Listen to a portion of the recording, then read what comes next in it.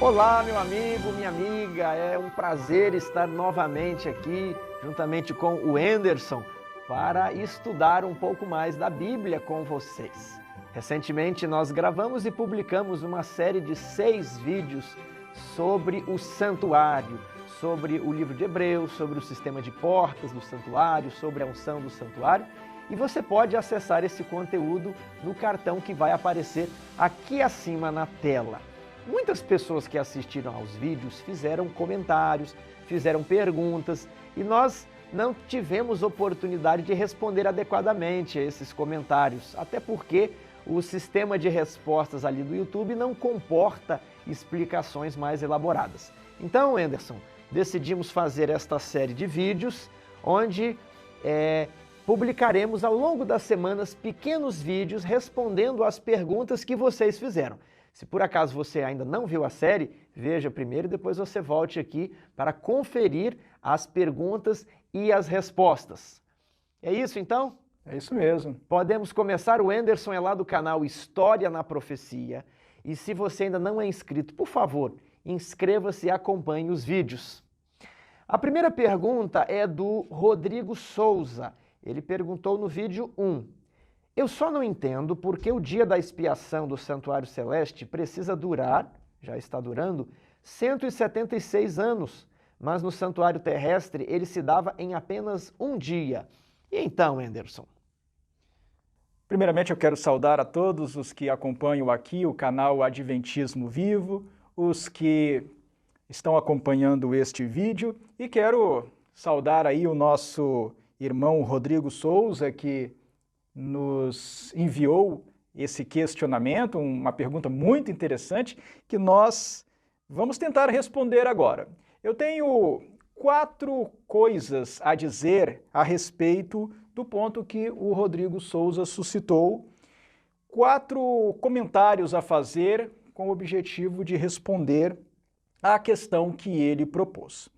Bem, em primeiro lugar, nós precisamos nos lembrar de que o tempo do fim já está durando mais de 200 anos. E alguns podem até estranhar, mas gente, como é que o tempo do fim... É um tempo do fim que não parece tão no fim. Tão no fim, não é? Como ele pode estar durando mais de 200 anos? Mas nós precisamos nos lembrar da história do mundo. A história do mundo é de cerca de 6.000 anos. Numa faixa de 6.000 anos, 200 anos são uma parcela bem pequena. Acho que menos de 5%.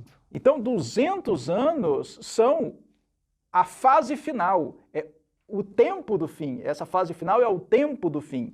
E o tempo do juízo investigativo, o grande dia da expiação antitípico, está dentro desse tempo do fim. É um momento, é uma fase que começa aí em 1844.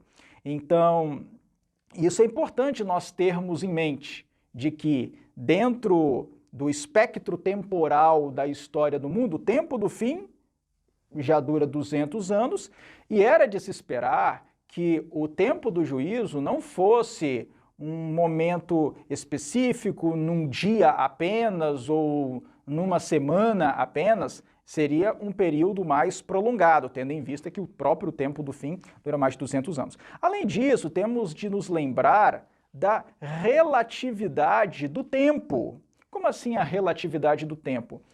O apóstolo Pedro, na sua segunda carta, capítulo 3, versículo 8, nos lembra dessa relatividade do tempo. Tiago, você teria como ler para nós?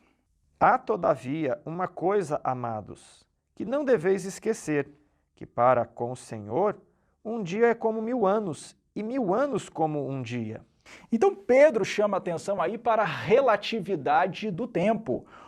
Um dia para o Senhor é como 1000 anos, e 1000 anos são como um dia. Então, para o Senhor, esse período aí de 176, 177 anos é um período ínfimo, não é relevante para o Senhor, porque há uma relatividade do tempo. 1000 anos para o Senhor são como um dia apenas.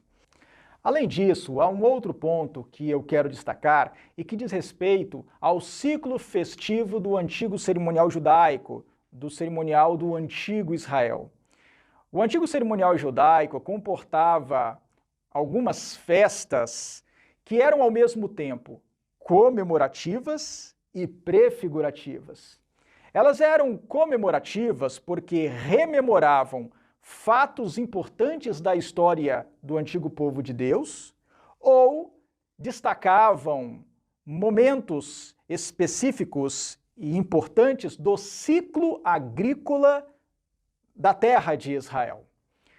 Elas eram também prefigurativas porque, sendo simbólicas, como elas eram simbólicas, representavam eventos importantes que haveriam de ocorrer futuramente e que tinham significado relevante para o grande plano da salvação. Ou seja, essas festas, elas eram prefigurativas porque apontavam para eventos importantes no futuro, importantes não somente para o povo de Israel, mas importantes dentro do grande plano de salvação de Deus para toda a humanidade. Então nós poderíamos falar assim, você apresenta as festas e comenta o que elas comemoram e para o que elas apontam. Isso, vamos fazer isso.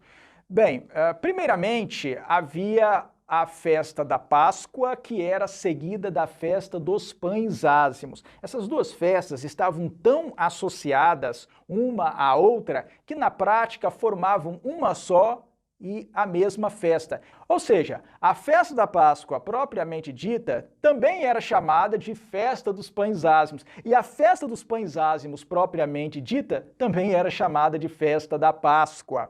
No 10º dia do primeiro mês do calendário judaico, os israelitas tinham que separar o cordeiro pascal. Esse cordeiro pascal ficava separado até o dia 14, o 14º dia do primeiro mês, quando no turno vespertino, na parte da tarde, era sacrificado. Ele era então assado, preparado e depois do pôr do sol, já nas primeiras horas do 15º dia do primeiro mês, nas primeiras horas do dia 15 do primeiro mês, esse cordeiro pascal era comido pelas famílias com pães ázimos e ervas amargas. Era a ceia pascal. E depois, a partir dali, começava o período em que os israelitas não poderiam comer nada fermentado. Era a festa dos pães ázimos. Comemorava o quê? Esse conjunto festivo, Páscoa, pães ázimos, comemorava os eventos associados à libertação do povo de Israel do Egito. Quando o povo de Israel foi libertado do Egito, também teve que sacrificar o cordeiro pascal e comer o cordeiro pascal com pães ázimos e ervas amargas, celebrar a ceia pascal. Eles deviam comer de pé, com o cajado na mão, com as roupas já preparadas para eles saírem com os lombos cingidos, né?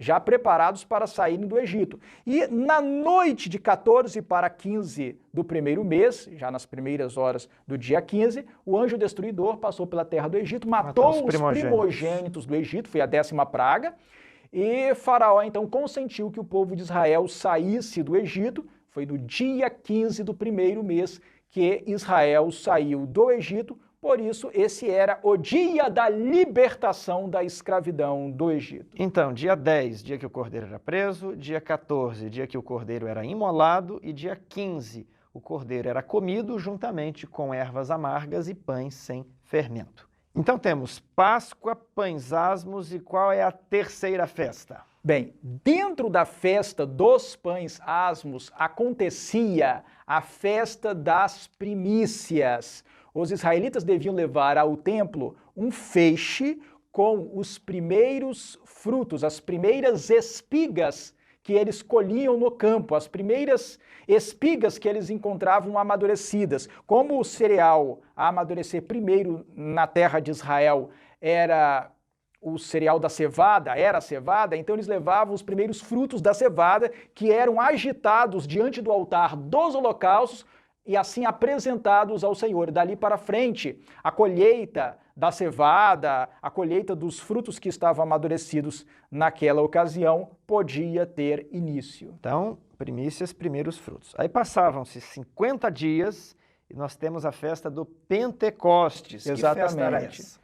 No terceiro mês do calendário judaico, no mês de Sivan, acontecia a festa do Pentecoste, ou festa das semanas, também chamada de festa dos primeiros frutos, mas não a festa dos primeiros frutos da cevada. Era a festa dos primeiros frutos do trigo, porque o trigo amadurecia um pouco depois da cevada.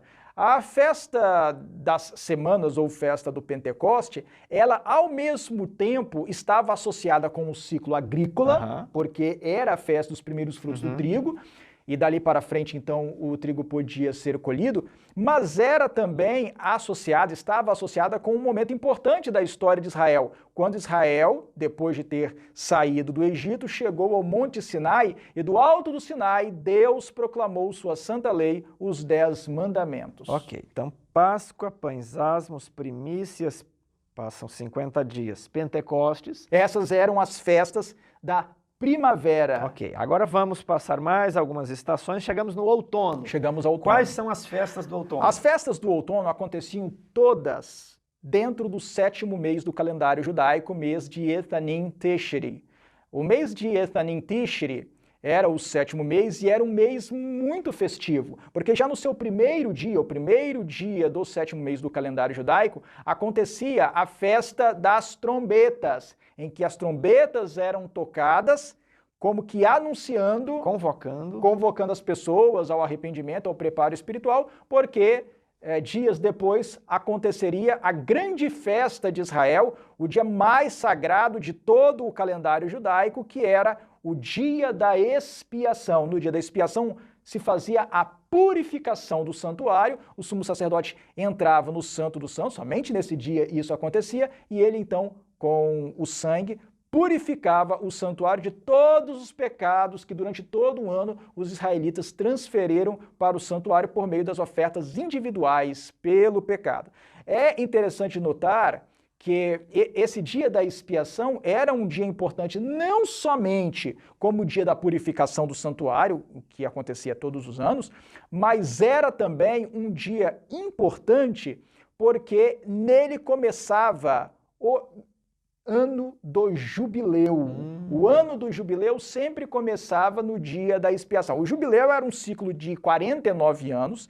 De 49 anos em 49 anos acontecia o ano do jubileu, que era o ano da libertação. Esse ano da libertação é chamado na Bíblia de ano 50º, era o ano 50. Era o ano da libertação, em que as terras voltavam para os seus primitivos donos e devia ser proclamada liberdade pela terra. Mas isso só acontecia de 49 em 49 anos, não era todo ano. Antes que alguém coloque aí nos comentários perguntando, mas o ciclo não é de 50, é que o 50º ano já era o primeiro ano do próximo ciclo. Exatamente. O ciclo dos jubileus é um ciclo de 49 anos, não é um ciclo de 50, como algumas pessoas estão pensando, não. Acontece que o ano do jubileu, que é o ano 50, ele já é o ano 1 do próximo ciclo. É que ele precisa ser múltiplo de 7, exatamente, porque você tem 7 ciclos de 7 anos, que é o ano sabático. Exatamente. Então, após, o 7º ano sabático vai estar ligado ali ao jubileu. Então, vamos prosseguir. Você falou que era muito importante essa data, porque ela está relacionada com o ano jubileu. Isso. E depois vinha a última grande festa do ano, que era a festa dos tabernáculos.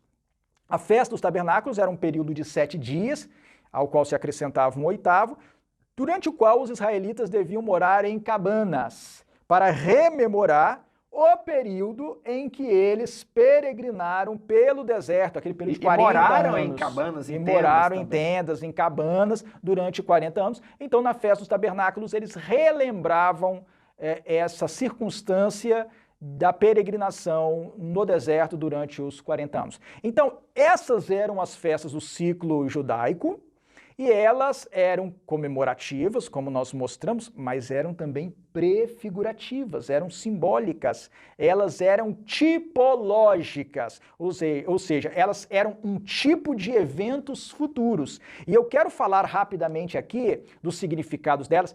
Este aqui não é um vídeo de aprofundamento sobre a tipologia das festas judaicas. Eu estou mencionando rapidamente para responder a pergunta do nosso irmão Rodrigo Souza. Agora, se a pessoa quiser fazer um estudo, acho que há mais de 100 páginas, você pode pegar aqui, você está mais próximo? Sim. Há um capítulo, que é o capítulo 9 do livro Astronomia e a Glória do Adventismo, que ele detalhadamente fará um estudo das festas, do evento que elas comemoravam e do evento para o qual prefiguravam, bem como uma análise aí do ano jubileu, do ciclo histórico, as teorias do jubileu. É o livro Astronomia e a Glória do Adventismo. Aí no livro. Muito bem. Okay, então, prossiga. Acho que posso deixar aqui, né? Pode. Vamos então falar da tipologia das festas judaicas, mas muito rapidamente. Bem, assim como o Cordeiro Pascal era separado no 10º dia do primeiro mês, no 10º dia do primeiro mês, no ano da morte de Jesus, aconteceu a entrada triunfal. O Cordeiro, que é Jesus, também foi separado. Ele estava indo para Jerusalém como o Cordeiro de Deus, aquele que estava indo para o sacrifício. Então ele foi separado, ele se colocou à parte ali como sacrifício no mesmo dia em que o Cordeiro Pascal era separado pelos israelitas. E a Páscoa agora, dia 14? Exatamente. No dia 14, Jesus falou para os discípulos prepararem a ceia pascal e eles prepararam. Eles foram até o templo. Eles fizeram todos os procedimentos e na tarde da quinta para a sexta-feira, entrando nas primeiras horas da sexta-feira, Jesus se sentou à mesa com os discípulos e ali ele fez a transição de dois sistemas. Ele comeu a Páscoa com os discípulos e logo em seguida instituiu a Santa Ceia com os emblemas, os símbolos do pão e do vinho, dizendo: este é meu corpo e este é meu sangue. A sequência é Páscoa, aí o lava-pés e depois a Santa Ceia. Aconteceu exatamente assim. E na noite do dia 15, na parte escura do dia 15, séculos antes, os primogênitos do Egito tinham sido feridos pelo anjo destruidor.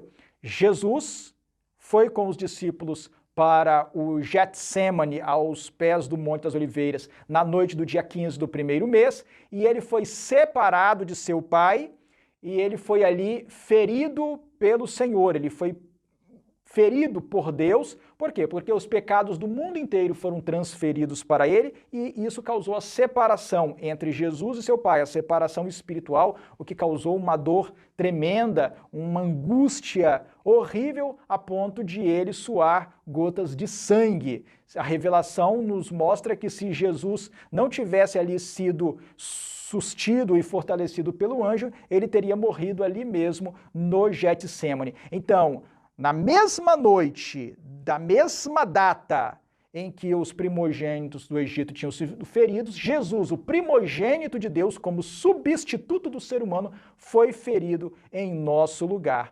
E no dia 15 do primeiro mês, 15 séculos antes, Israel foi libertado da escravidão do Egito. Da escravidão do Egito, foi libertado do Egito, da casa do Egito.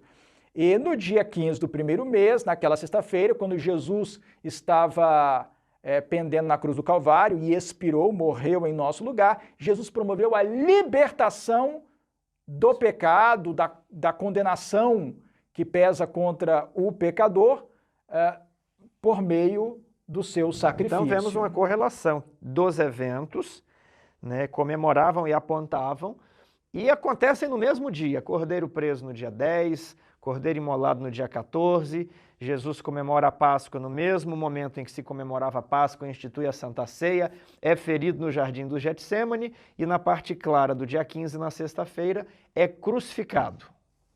Alguns talvez estão ouvindo essa explicação pela primeira vez, ainda não não tinham Assimilado. assimilado bem esse conteúdo e podem ficar confusos aí, mas eu achava que Jesus tinha morrido no dia em que o cordeiro era sacrificado. Nós não temos como nos aprofundar nesse tema agora, neste momento, porque o nosso objetivo ao invocar aqui a tipologia das festas judaicas é outra. Nós vamos avançar aqui no raciocínio, nós estamos perseguindo a conclusão que responde à pergunta do nosso irmão Rodrigo Souza. Mas, mais uma vez, eu quero dizer que aqui no livro A Astronomia e a Glória do Adventismo existe um capítulo, um outro capítulo, que trata em detalhes de todas as evidências das Escrituras, da Palavra de Deus, também do Espírito de Profecia, as evidências cronológicas, astronômicas, de que Jesus morreu no dia 15 do primeiro mês e não no dia 14, como muitos pensam. Essa é uma confusão que muitos têm feito. E talvez alguns que nos assistem pensar, mas esse é um detalhe,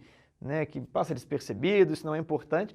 Mas se você, estudante de profecias, está ouvindo, entenda que essa data é importante para ajudar a localizar o ano da morte de Jesus, e o ano da morte de Jesus, ele influencia na marcação dos períodos proféticos, né? Ele vai influenciar ali em como encontramos também a data de 1844. Então, é um assunto muito importante para quem estuda profecias, o dia e o ano em que Jesus morreu. Então, avançando, nós chegamos agora à festa das primícias, que nos termos de Levítico, capítulo 23, versículos 10 a 12, acontecia no dia seguinte ao sábado, dentro da festa dos pães ázimos. No dia seguinte ao sábado semanal, acontecia a festa das primícias. Era num domingo, né? Era sempre no domingo. Nesse dia, os primeiros frutos eram apresentados. A festa das primícias representava a ressurreição de Jesus, porque Jesus, na sua ressurreição,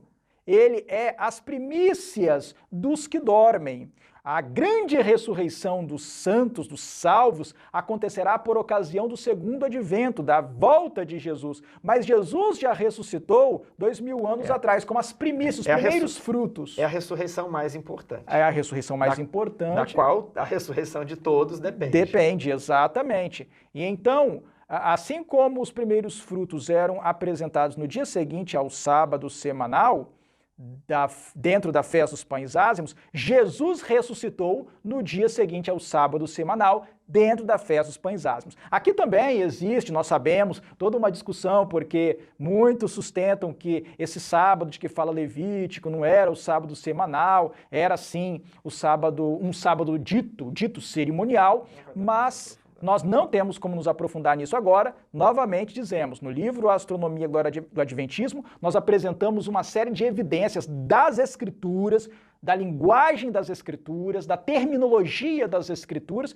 além de outras evidências mais que mostram que, na verdade, a festa das primícias acontecia no primeiro dia da semana dentro da festa dos pães ázimos. Aí nós temos que remeter os nossos irmãos ao livro Astronomia e Glória do Adventismo. Mas avançando no ciclo das festas judaicas, pensando na tipologia delas, nós vamos agora para o Pentecoste.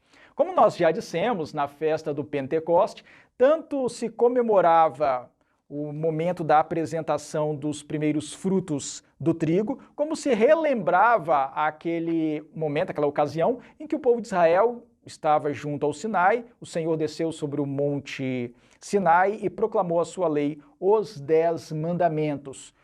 Tudo isso tipificava para algo que se cumpriu ali no dia de Pentecoste, no ano da morte, ressurreição e ascensão de Jesus. No dia de Pentecoste, os discípulos estavam reunidos e assim como o Senhor desceu sobre o Monte Sinai, o Senhor, o Espírito Santo, desceu sobre os discípulos. E assim como o Senhor do alto do Sinai proclamou a sua lei, o Espírito Santo desceu sobre os discípulos, inscrevendo a sua lei na mente e no coração deles, e passou a instruí-los, dando-lhes mandamentos, dando-lhes orientações espirituais. E assim como no Pentecoste eram apresentados os primeiros frutos do trigo, ali houve uma grande colheita de almas, e houve os primeiros frutos dessa colheita de almas quando 3.000 pessoas aceitaram a mensagem do Evangelho pela pregação dos apóstolos e especialmente pela pregação de Pedro. Então, a tipologia de Pentecoste apontava para esse primeiro grande momento da nascente igreja cristã. Então vamos para as festas de outono, trombetas. A festa das trombetas anunciava a proximidade do dia da expiação. Essa festa também se cumpriu em 1844, mas os detalhes envolvidos no cumprimento antitípico dessa festa são mais complexos, têm mais elementos, e nós não temos como nos estender muito nisso. O que eu posso dizer rapidamente é que lá em Apocalipse, com o soar da sétima trombeta, se diz que as nações, as gentes se iraram. Se enfureceram, exatamente. E em 1844, exatamente no dia das trombetas, houve um ataque simultâneo a locais de culto dos que pregavam o fim das 2.300 tardes e manhãs para 1844 e a chegada do juízo. E mas eles mesmos reconheceram. Eles perceberam isso. Isso seria uma tipologia da festa. Ou pelo menos um evento importante, não é? Um evento singular, porque eles notaram que foi algo inesperado e misterioso.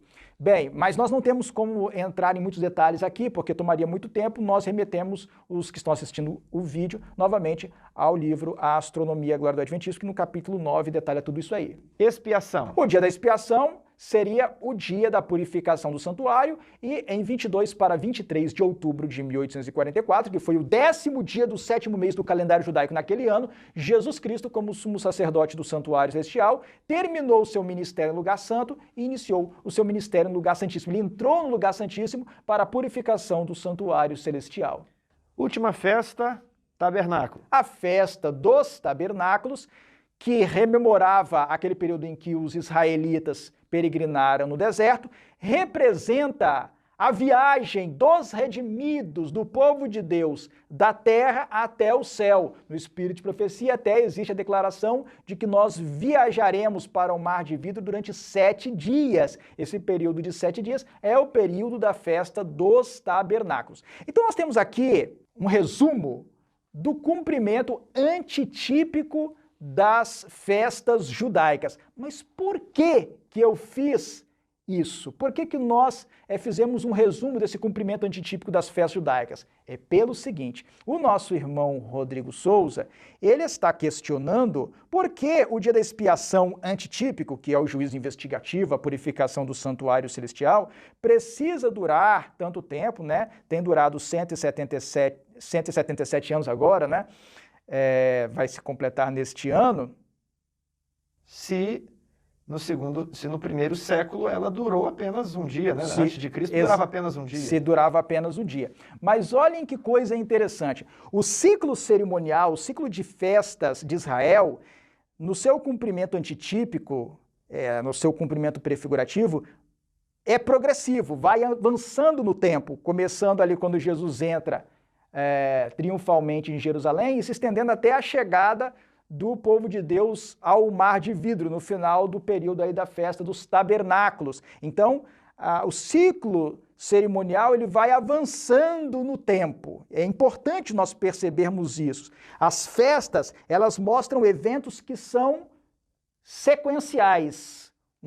Uma festa é seguida pela outra porque um evento é seguido por outro. Eles acontecem em ordem, exatamente. Eles estão em ordem cronológica, temporal. E observem que coisa interessante. No dia da expiação, acontecia a purificação do santuário. O sumo sacerdote entrava no dia da expiação lá no Santíssimo. Mas de 49 em 49 anos, no dia da expiação, acontecia o início do ano do jubileu, e o ano do jubileu era o ano da libertação. A ordem era que se proclamasse liberdade pela terra. E essa libertação do ano do jubileu vai acontecer por ocasião da volta de Jesus. De acordo com o Espírito de Profecia, um pouco antes da volta de Jesus, quando estiverem caindo as pragas, especialmente a 5ª, a 6ª e a 7ª pragas, acontecerá o livramento do povo de Deus. As cadeias em que alguns servos de Deus estarão presos desmoronarão diante do grande terremoto que vai acontecer por ocasião da 7ª praga. Isso é o livramento do povo de Deus. E o Espírito de profecia diz, aí começou o grande jubileu em que a terra deve descansar. Então observem que coisa interessante. Todo ano, no dia da expiação, o sumo sacerdote entrava no Santíssimo para purificar o santuário. Mas, de 49 em 49 anos, no dia da expiação, nesse ponto do ciclo de festas, no ponto dia da expiação, começava o ano do jubileu, o ano da libertação. Ou seja, nós temos 2 eventos prefigurados aí no dia da expiação. Purificação do santuário, que acontecia todos os anos, e libertação por ocasião do ano do jubileu. E isso acontecia no dia da expiação. Essa proclamação da libertação, o início do ano do jubileu, era no dia da expiação. Basta ler Levítico capítulo 25, versículos 8 a 10. Isso era o quê? Já era uma sugestão. Deus já estava mostrando, por meio do cerimonial judaico, que haveria um intervalo entre a purificação do santuário e a libertação. Essa libertação não acontecia todos os anos, ela acontecia de 49 em 49 anos. Então haveria um intervalo, ou seja, o cumprimento antitípico da purificação do santuário, do dia da expiação, teria que se estender desse dia da expiação do ano em que a purificação começa, que é o final das 2.300 tardes e manhãs, até que chegasse a libertação por ocasião das pragas e da volta de Jesus. Haveria esse intervalo. Durante esse intervalo é que aconteceria a purificação do santuário celestial. Aí nós vamos para o último ponto dentro dessa pergunta. Mas por que está demorando tanto? Está demorando tanto porque, além disso tudo, nós temos um conceito que o apóstolo Pedro enuncia na sua 2ª carta, no capítulo 3, versículo 12. 2ª carta de Pedro 3:12. Esperando e apressando a vinda do dia de Deus, por causa do qual os céus incendiados serão desfeitos e os elementos abrasados se derreterão. Então, de acordo com o apóstolo Pedro, nós devemos não somente esperar, mas está também em nosso poder apressar a vinda do dia de Deus. Nós temos a missão neste mundo como cristãos de exaltar a Jesus Cristo, de levar Jesus Cristo e o plano da salvação a todas as nações por meio das nossas palavras, da nossa pregação e também por meio de nossa vida. Nós precisamos fazer o caráter de Deus ser conhecido pelo mundo inteiro, um caráter de amor e de justiça. Nós precisamos levar o evangelho ao mundo dessa maneira. E por causa da incredulidade, por causa do mundanismo, por causa da preocupação com as coisas deste mundo, com os divertimentos e tudo que nos prende às coisas deste mundo, a igreja tem atrasado o tempo da vinda de Deus. Eu sei que alguns não gostam de ouvir isso, acham isso meio estranho, como se isso tirasse a soberania de Deus sobre o tempo, mas isso não tira a soberania de Deus sobre o tempo. Deus, que é o Senhor do tempo, Deus que é o Senhor de todo o universo, Ele decretou, por vontade dEle, por ato soberano dEle, de que para que a vinda de Jesus se concretize, e se concretizará, a mensagem do Evangelho, por meio da pregação e por meio do exemplo, deve ser levada a todo mundo. E então virá o fim. Nós precisamos levar essa mensagem ao mundo, mas enquanto essa mensagem não tem sido levada da maneira correta a todas as nações, nós temos atrasado a vinda do dia do Senhor. Então é por todas essas razões que o tempo da purificação do santuário celestial, o tempo do juízo investigativo, tem se estendido por várias décadas até os nossos dias. Então, fazendo um breve resumo, existe uma série de engrenagens que nos remete a 1844, o ciclo de festas judaicas e a profecia dos 2.300 anos. E aí, somado a isso, eu tenho também o ciclo dos jubileus, que prefigura ali a volta de Jesus. Então isso já sugere que, apesar do dia da expiação acontecer em um dia, não quer dizer que o juízo também aconteceria em um dia. Exatamente. Depois nós vimos que 200 anos comparado a toda a história da Terra é um período pequeno, é um período percentualmente baixo. Então realmente é o fim. E para Deus o tempo é relativo, porque um ano é como 1000 dias é como um ano. E por fim, está em poder da igreja apressar esse dia, tal como lemos aqui em 2 Pedro 3,12. Rodrigo, então foi isso aí. Esperamos ter respondido a sua inquietação e convidamos a todos vocês para o próximo vídeo.